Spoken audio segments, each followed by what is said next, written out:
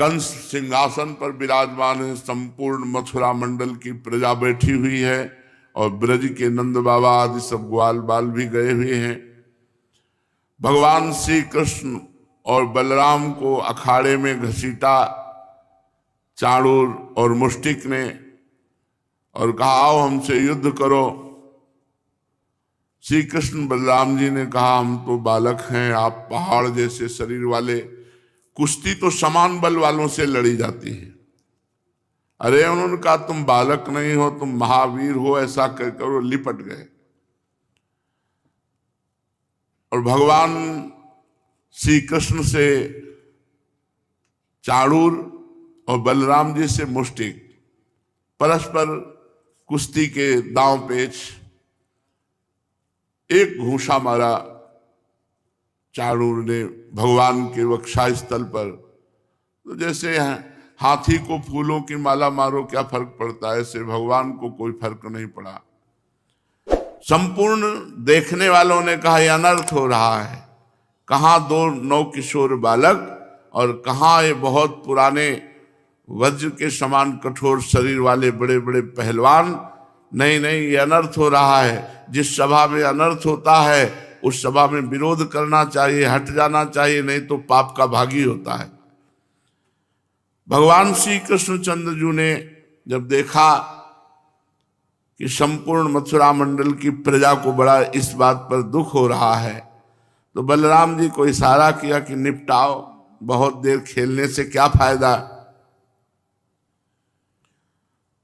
चाणूर को भगवान श्री कृष्ण ने दोनों भुजाओं में कस के पकड़ लिया, उठा के पटक दिया, पैर पकड़ के घुमा घुमा कर धरती पर जैसे कपड़ा पछाड़ा जाता है ऐसे पछाड़ पछाड़ के मार डाला। चाणूर के प्राण तो पटक कर घुमाने में ही निकल गए थे, उसकी वेशभूषा अस्त व्यस्त हो गई, केश मालाएं बिखर गईं, वो इंद्र ध्वज के समान गिर पड़ा। इसी प्रकार मुष्टिक ने भी पहले बलराम जी को एक घूंसा मारा। इस पर महाबली बलराम जी ने बड़े जोर से एक तमाचा जड़ दिया। तमाचा लगने से वो कंपायमान हो गया और आंधी से उखड़े हुए वृक्ष के समान अत्यंत व्यथित और अंत में प्राणहीन होकर खून उगलता हुआ पृथ्वी पर गिर पड़ा।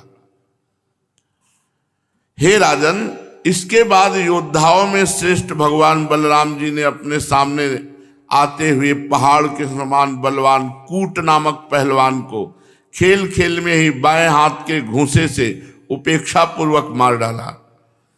उसी समय भगवान श्री कृष्ण ने एक चरण का प्रहार किया तो शल पधार गया, तोशल को तिनके की तरह चीर कर दो टुकड़े कर दिए। इस प्रकार सल, तोशल, कूट, मुष्टिक, चाणूर इन पहलवानों को भगवान ने मारा। अब और जो वहां पहलवान थे वो सब प्राण बचाकर अखाड़े से भाग पड़े। उनके भाग जाने पर श्री कृष्ण बलराम जी समवयस्क सखाओं के साथ कुश्ती का खेल खेलने लगे। मल्ल क्रीड़ा। कंस ये सब देख रहा था।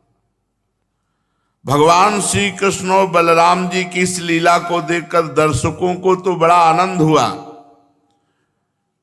और जो वयोवृद्ध बैठे हुए थे वो आशीष देने लगे, धन्य है वो, धन्य हो, ऐसी प्रशंसा करने लगे। परंतु कंस बड़ा भयभीत हो गया। उसने विचार किया, कोलिया पीड़ हाथी को मार दिया, चाणूर, मुष्टि, कूट, सल, तोशल इनको मार दिया, बचे हुए सब पहलवान भाग गए। भोजराज कंस ने कहा बंद कर दो ये बाजे बजाना। बाजे बजाना बंद हो गए। अरे वसुदेव के इन दुष्चरित्र लड़कों को बंदी बना लो, गोपों का सारा धन छीन लो, नंद को कैद कर लो, वसुदेव शीघ्र मार डालो। उग्रसेन मेरा पिता है पर अनुयायियों के साथ शत्रुओं से मिला है, इसको जीता मत छोड़ो, मार डालो। ऐसा जैसे कोई पागल आदमी बोलता हो ऐसे कंस बकवाद करने लगा। भगवान श्री कृष्ण ने छलांग मारी, वहीं अखाड़े से सीधे सिंहासन के समीप पहुंच गए। वेग पूर्वक छलांग मारकर मंच पर पहुंच गए जिसमें उच्च सिंहासन पर कंस विराजमान था। जब कंस ने देखा कि छलांग मार के मेरे समीप आ गए, अब वो बहुत घबरा गया। सहसा उठ खड़ा हुआ, हाथ में ढाल ली और तलवार, और भगवान श्री कृष्ण पर चोट करने का पैतरा बदलते हुए अवसर ढूंढने लगा। कभी दाईं ओर कभी बाईं ओर भगवान श्री कृष्ण का तेज तो प्रचंड अत्यंत दुस्साह है। जैसे गरुण सांप को पकड़ लेते हैं वैसे ही भगवान ने पैतरा पकड़ करके कंस को बलपूर्वक अपने कब्जे में किया। भयवश कंस का मुकुट गिर गया।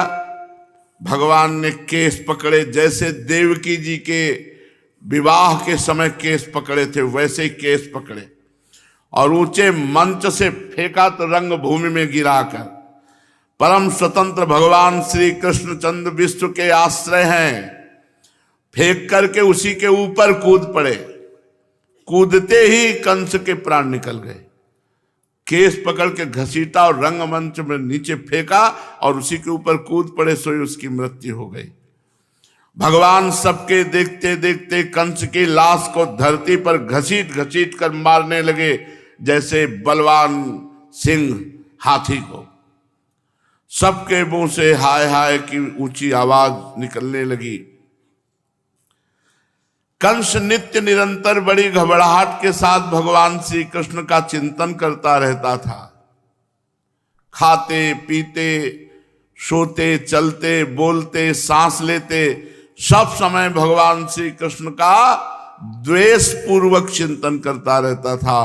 तो उसको दिखाई देता था हाथ में सुदर्शन चक्र लिए हुए भगवान श्री कृष्ण। इस नित्य चिंतन के फलस्वरूप वह चाहे द्वेष भाव से ही क्यों न किया गया हो, उसे भगवान के उसी रूप की प्राप्ति हुई जिसे सारूप्य मोक्ष कहते हैं। कंस को सारूप्य मोक्ष की प्राप्ति हुई, जिसकी प्राप्ति बड़े बड़े तपस्वी योगियों के लिए भी कठिन है। अब जब कंस के भाइयों ने देखा, जो कंक आदि निग्रोध आदि थे, कि हमारे बड़े भ्राता महाराज कंस का वध कर दिया श्री कृष्ण ने, तो अपने बड़े भाई का बदला लेने के लिए क्रोध में आग बबूला होकर भगवान श्री कृष्ण और बलराम की ओर दौड़े।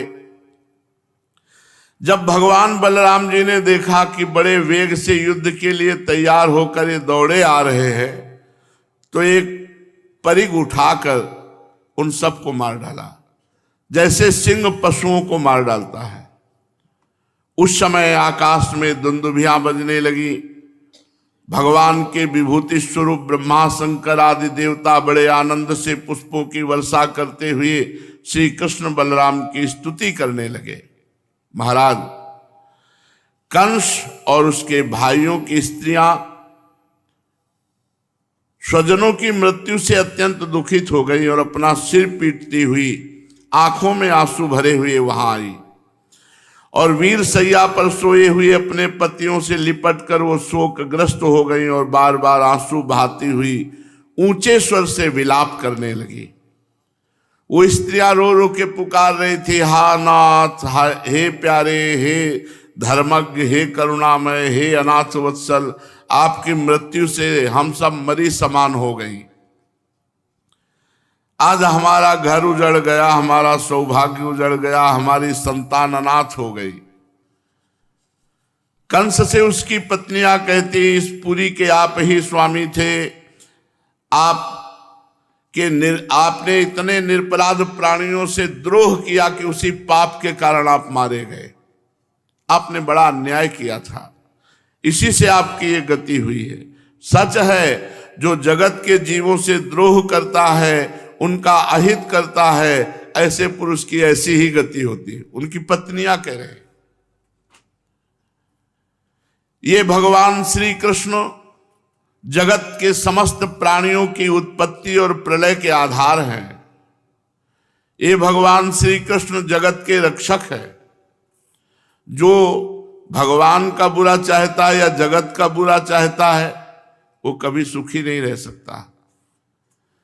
परीक्षित, भगवान श्री कृष्ण ही सारे संसार के जीवन दाता हैं। फिर उन्होंने कंस और उनके भाइयों की रानियों को ढांढस बंधाया, सांत्वना दी। फिर लोक रीत के अनुसार मरने वालों का जैसा क्रियाकर्म होता है वो सब कराया। तदनंतर भगवान श्री कृष्ण और बलराम जी ने जेल में प्रवेश किया और वहां देखा कि उनके माता पिता देवकी वसुदेव हथकड़ी बेड़ियों से जकड़े हुए हैं। स्वयं बंधन काटा और सिर से स्पर्श करके उनके चरणों की वंदना की। अपने पुत्रों के प्रणाम करने पर भी देवकी वसुदेव जी ने देखा कि ये तो जगदीश्वर है, ये तो साक्षात भगवान है। उन्होंने अपने हृदय से नहीं लगाया। शंका हो गई कि ये भगवान जगदीश्वर हैं, इनको हम कैसे गले लगाए। श्री सुखदेव जी कहते हैं, परीक्षित, भगवान श्री कृष्ण ने देखा कि मेरे माता पिता को मेरे भगवत्ता का, ऐश्वर्य का, भगवत भाव का ज्ञान हो गया, जो ठीक नहीं है, क्योंकि इससे इन्हें पुत्र स्नेह का सुख नहीं मिल पाएगा। ऐसा सोचकर उन्होंने उन पर अपनी उस योग माया का प्रभाव फैला दिया जो उनके स्वजनों को मुग्ध रखकर उनकी लीला में सहायक होती है। यदुवंश शिरोमणि भगवान श्री कृष्ण बड़े भाई बलराम जी के साथ अपने माँ बाप के पास जाकर आदर पूर्वक विनय झुककर कहा, मेरी माँ और मेरे पिताजी। जब ऐसा बोले कि मेरे माँ मेरे पिताजी, और उधर योग माया को आदेश कर दिया कि इनके ज्ञान का अपहरण करो, नहीं तो पुत्र स्नेह का सुख नहीं ले पाएंगे।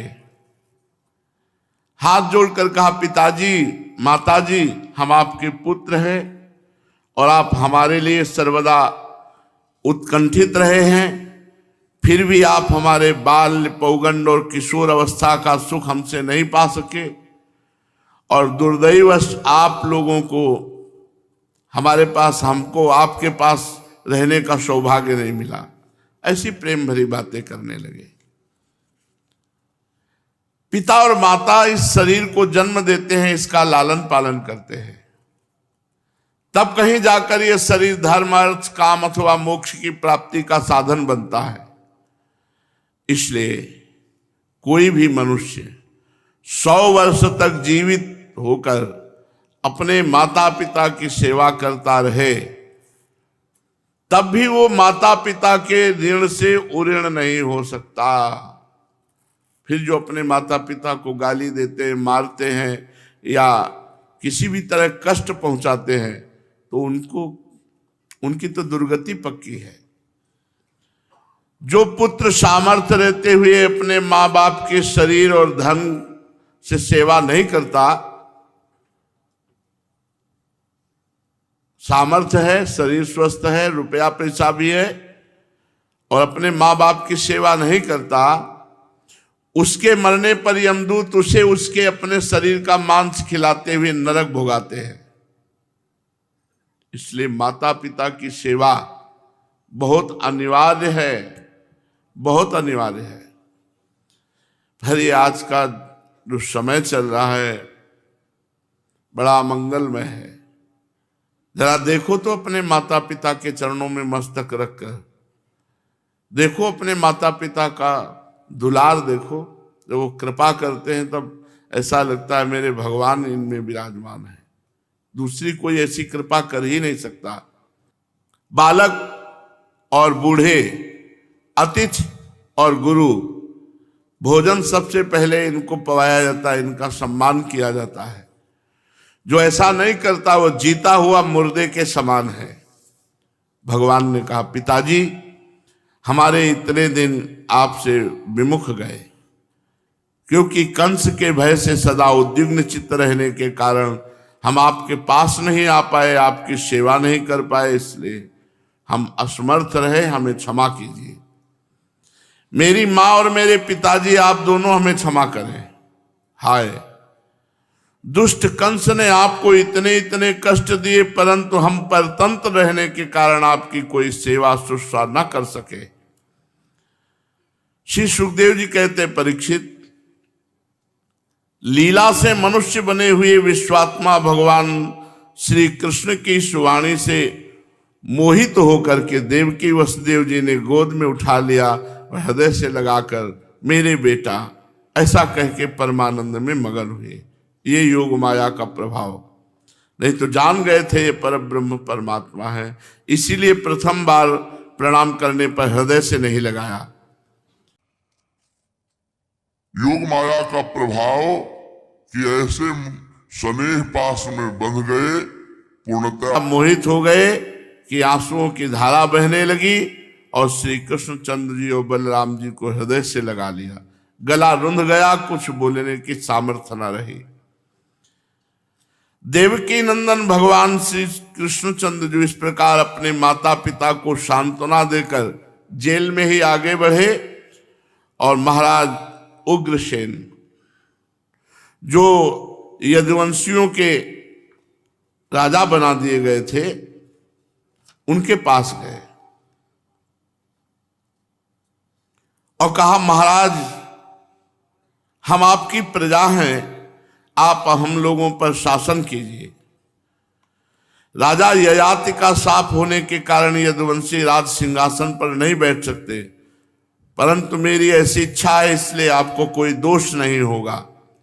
जब मैं सेवक बनकर आपकी सेवा करता रहूंगा तो बड़े बड़े देवता भी सर झुकाकर आपको भेंट देंगे। ये दूसरे नरपतियों के बारे में तो कहना ही क्या। परीक्षित, भगवान श्री कृष्ण सारे विश्व के विधाता हैं। उन्होंने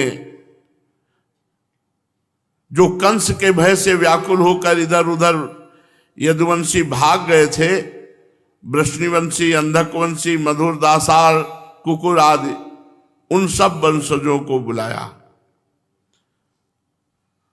उन्हें घर से बाहर रहने पर बड़ा क्लेश उठाना पड़ा था। भगवान ने उनका सत्कार किया, सांत्वना दी और खूब संपत्ति देकर सबको मथुरा में वास कराया। सारे के सारे यदुवंशी भगवान श्री कृष्ण तथा बलराम जी के बाहुबल से सुरक्षित थे। भगवान की कृपा से उन्हें अब किसी प्रकार की कमी नहीं, किसी प्रकार की व्यथा नहीं, दुख तो था ही नहीं। उनके सारे मनोरथ सफल हो गए, वे कृतार्थ हो गए। अब वे अपने अपने घरों से आनंद कंद भगवान का चिंतन करते हुए समय व्यतीत करने लगे। भगवान श्री कृष्ण का मुखारविंद आनंद का सदन है, नित्य प्रफुल्लित है, कभी ना कुम्हलाने वाला कमल है। प्रभु का सौंदर्य अपार है। सदस्य हास चितवन मुखारविंद पर नाचती रहती है। यदुवंशी दिन प्रतिदिन भगवान का दर्शन करके आनंद मगन रहते। मथुरा के वृद्ध पुरुष भी युवकों के समान बलवान और उत्साही हो गए थे, क्योंकि सबके ऊपर भगवान की दृष्टि पड़ी थी। वे अपने नेत्रों के दोनों से बार बार भगवान के मुखारविंद का अमृतमय मकरंद रस पान करने, इसलिए बूढ़े बूढ़े भी जवान लगने लगे थे मथुरा में। अब देवकी नंदन भगवान श्री कृष्ण और बलराम जी नंद बाबा के पास आए और गले लग करके कहने लगे, बाबा आपने और माँ यशोदा ने बड़े स्नेह और दुलार से हमारा लालन पालन किया है। इसमें कोई संदेह नहीं कि माता पिता संतान पर अपने शरीर से भी अधिक स्नेह करते हैं। जिन्हें पालन पोषण न कर सकने के कारण स्वजन संबंधियों ने त्याग दिया है, उन बालकों को जो लोग अपने पुत्र के समान लाड़ प्यार से पालते हैं, वे ही वास्तव में उनके माँ बाप हैं।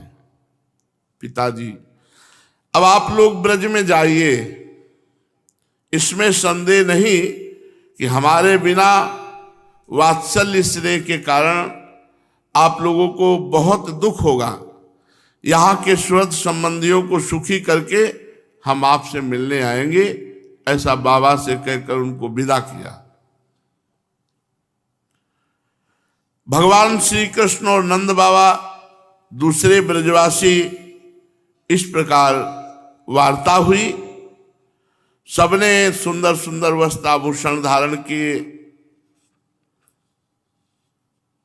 भगवान श्री कृष्ण बलराम को नंद बाबा ने गले लगाया और बड़े प्रेम अधीर हो गए और आंसू भर करके अभिषेक किया नंद बाबा ने ठाकुर जी का और बलराम जी का, क्योंकि प्रभु कह रहे हम आएंगे कभी आपसे मिलने, अभी आप जाएं। इसके बाद भगवान वहां से विदा हुए और नंद बाबा ब्रज के लिए चले। वसुदेव जी ने अपने पुरोहित गर्गाचार्य और दूसरे ब्रह्म ऋषियों को बुलाकर श्री कृष्ण बलराम का विधि पूर्वक द्विजाति समुचित यज्ञोपवीत संस्कार कराया। अगर यज्ञोपवीत पड़ा हुआ है और गायत्री अनुष्ठान है, उसके सामने कोई बाधा विघ्न नहीं। यज्ञोपवीत ब्रह्म शक्ति है, द्विजाति को धारण करने का अधिकार है। कोई बिरले ऐसे हैं जो इस धर्म का पालन करते हो।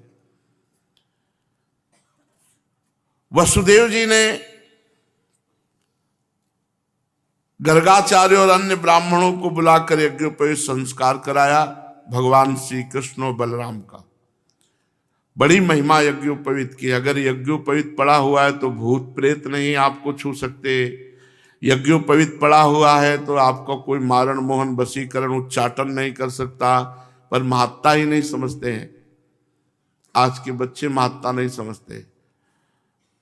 12-13 में गायत्री अनुष्ठान प्रारंभ हो जाता है तो बुद्धि प्रकाशित होती है। बड़ा सब धर्म में विपरीत आचरण हो रहा है।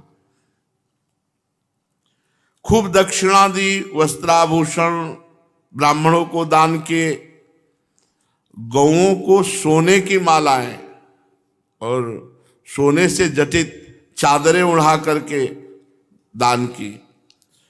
वसुदेव जी भगवान श्री कृष्ण और बलराम के जन्म नक्षत्र में जितनी गौएं मन ही मन संकल्प कर दी थी, तो कंस के भय से वो सब दे नहीं पाए थे। अब उनका स्मरण करके ब्राह्मणों को सब गौएं दी जो भगवान के जन्म नक्षत्र के समय संकल्प किया था। गर्गाचार्य जी से संस्कार कराकर बलराम और भगवान श्री कृष्ण को द्विजत्व प्राप्त कराया। यज्ञोपवीत संस्कार ये द्विजत्व है। और ब्रह्मचर्य अखंड तो है ही, और अखंड व्रत दिया। ब्रह्मचर्य का अखंड व्रत ये सबको मिलता है। कुछ समय बाद जब 22-24 की अवस्था, तो फिर जो नैष्ठिक ब्रह्मचारी हो तो संन्यास ले लेते हैं, नहीं तो शेष गृहस्थाश्रम में चले जाते हैं। ऐसी शास्त्र पद्धति है। श्री कृष्ण और बलराम जी जगत के एकमात्र स्वामी हैं, सर्वज्ञ हैं। सभी विद्याएं उन्हीं से निकली हैं। उनका निर्मल ज्ञान स्वतः सिद्ध है। फिर भी उन्होंने मनुष्य की सी लीला करके अपने ज्ञान को छिपा रखा है। अब वे दोनों गुरुकुल में निवास करने की इच्छा से अवंतीपुरी गए, उज्जैन। वहां काश्यप गोत्री संदीपनी मुनि के पास गुरुकुल में निवास किया, उनको गुरु पद में वरण किया।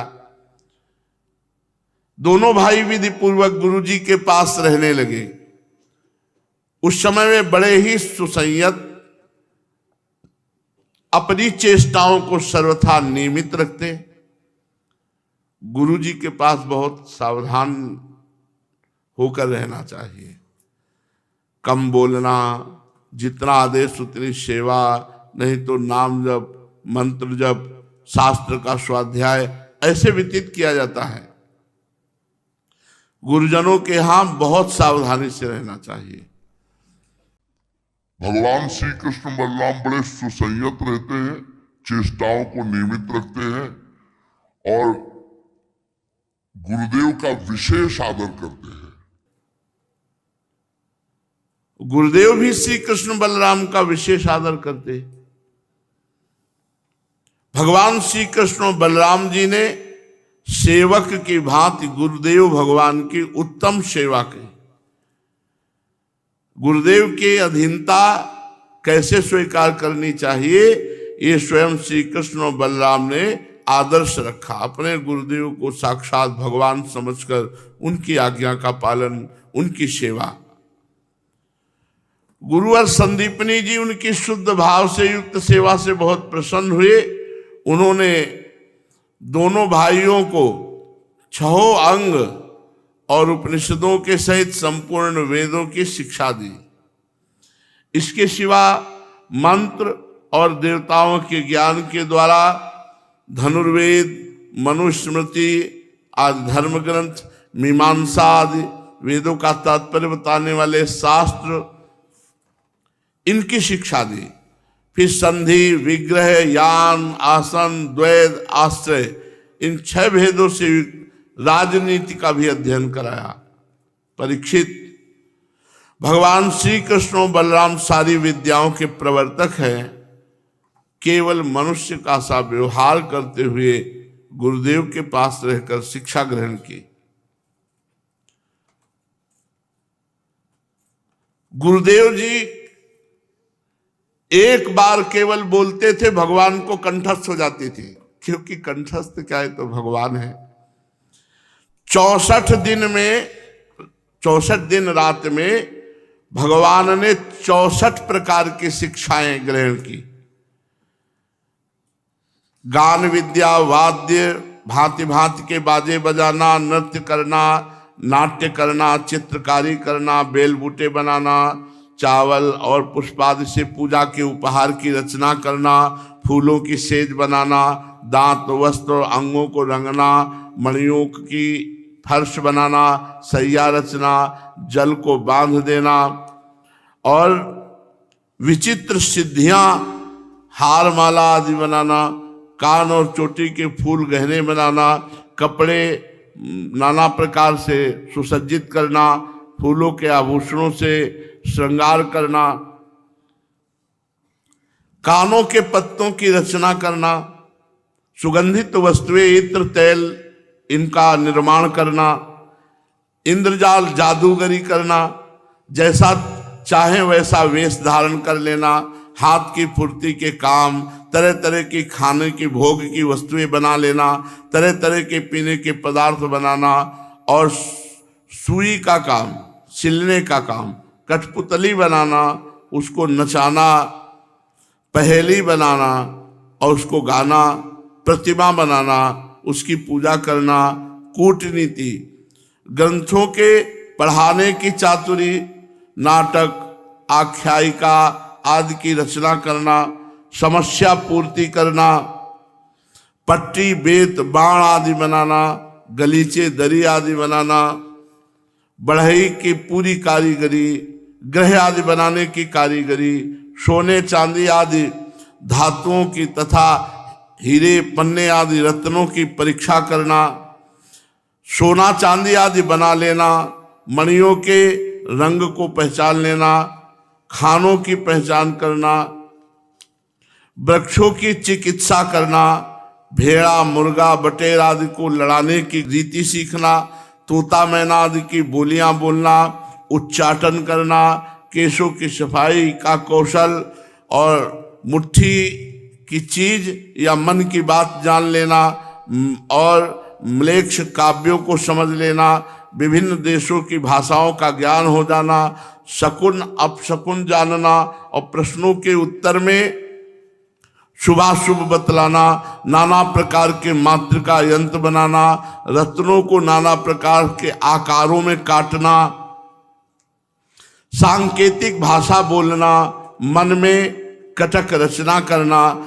नई नई बातें निकालना, छल से काम निकालना, समस्त कोशों का ज्ञान होना, समस्त छंदों का ज्ञान होना, वस्त्रों को छिपाने या बदलने की विद्या और दृढ़ क्रीड़ा, दूर के मनुष्य वस्तुओं का आकर्षण कर लेना, बालकों के खेल, मंत्र विद्या, विजय प्राप्त कराने वाली विद्या, वेताल आदि को वश में रख लेना, ये 64 प्रकार की विद्याएं संदीपनी ऋषि से सुनी। बलराम जी और भगवान श्री कृष्ण का पराक्रम अनंत है, दोनों महारथी हैं। गुरुदेव भगवान ने 64 प्रकार की शिक्षा सिखाई। अब अध्ययन समाप्त हुआ तो संदीपनी मुनि से प्रार्थना की कि गुरुदक्षिणा, ये गुरु को गुरुदक्षिणा से संतुष्ट किया जाता है, तो आपकी जो इच्छा हो वो गुरुदक्षिणा मांग लो। महाराज संदीपनी मुनि ने उनकी अद्भुत महिमा सुन रखी थी, अलौकिक बुद्धि का अनुभव कर लिया था, इसलिए उन्होंने अपनी पत्नी से सलाह करके गुरुदक्षिणा मांगी। कहा, प्रभास क्षेत्र में हमारा बालक समुद्र में डूबकर मर गया था, उसे आप ले आओ, यही गुरुदक्षिणा है। भगवान बलराम जी और श्री कृष्ण का पराक्रम तो अनंत महारथी, उन्होंने बहुत अच्छा कहकर गुरु जी की आज्ञा स्वीकार की और रथ पर सवार होकर प्रभास क्षेत्र गए। समुद्र तट पर जाकर क्षण भर बैठे थे। उस समय ये जानकर के एक साक्षात परमेश्वर है, समुद्र ने अनेक प्रकार की पूजा सामग्री लेकर सामने आया और भगवान ने समुद्र से कहा, समुद्र तुम यहां अपनी बड़ी बड़ी तरंगों से हमारे जिस गुरुपुत्र को बहा ले गए उसे ला कर लाओ। संदीपनी जी ने गुरुदक्षिणा में मांगा कि हमारा पुत्र प्रभास क्षेत्र में डूब गया था, उसे वापस ले आओ। तो समुद्र हाथ जोड़कर बोला, देवादिदेव श्री कृष्ण, मैंने उस बालक को नहीं लिया, मेरे जल में पंचजन नाम का एक बड़ा भारी दैत्य जाति का असुर है जो शंख के रूप में रहता है, हो सकता है उसी ने वो बालक चुरा लिया हो। समुद्र की बात सुनकर भगवान तुरंत ही जल में जा घुसे और शंखासुर को मार डाला, परंतु वो बालक उसके पेट में नहीं मिला। तब उसके शरीर का शंख लेकर भगवान रथ पर चले। वहां से बलराम जी के साथ भगवान श्री कृष्ण संयमिनीपुरी यमराज की राजधानी है, वहां जाकर पांचजन्य शंख बजाया। शंख सुन करके यमराज जी आए और भगवान का स्वागत किया, भक्ति भाव से विधि पूर्वक अर्चना वंदना की और नम्रता से झुक करके कहा, सबके हृदय में विराजमान सच्चिदानंद स्वरूप भगवान श्री कृष्ण, क्या सेवा करें?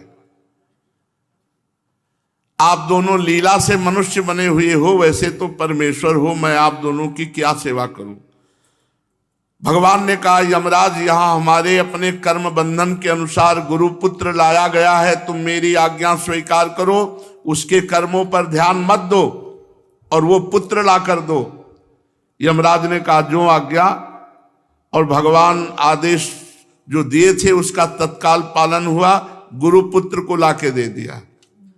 अब आप देख लो, संदीपनी जी के पुत्र हैं, वो कहां पहुंचे थे? यमपुरी में मिले। भजन नहीं करोगे तो बात नहीं बनेगी। वो संदीपनी जी हैं जिनके शिष्य भगवान श्री कृष्ण, जिनको 64 विद्याओं का ज्ञान कराया। भगवान श्री कृष्ण जिनके शिष्य बने, उनके पुत्र कहां मिले? यमपुरी में।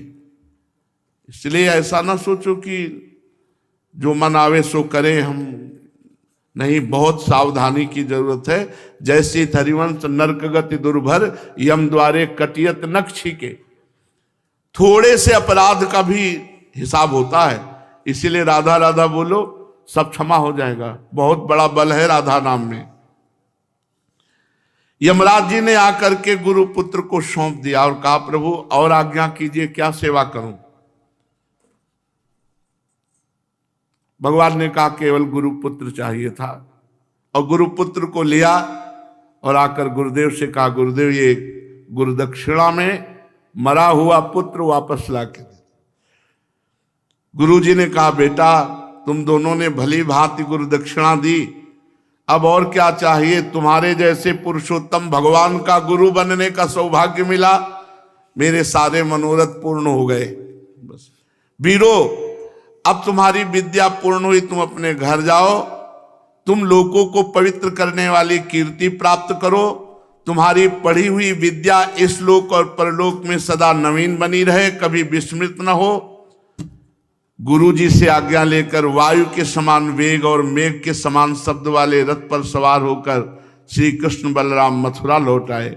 मथुरा की प्रजा बहुत आनंदित हुई कि भगवान श्री कृष्ण और बलराम गुरुकुल से लौट आए। सब के सब परमानंद में मगन हो गए।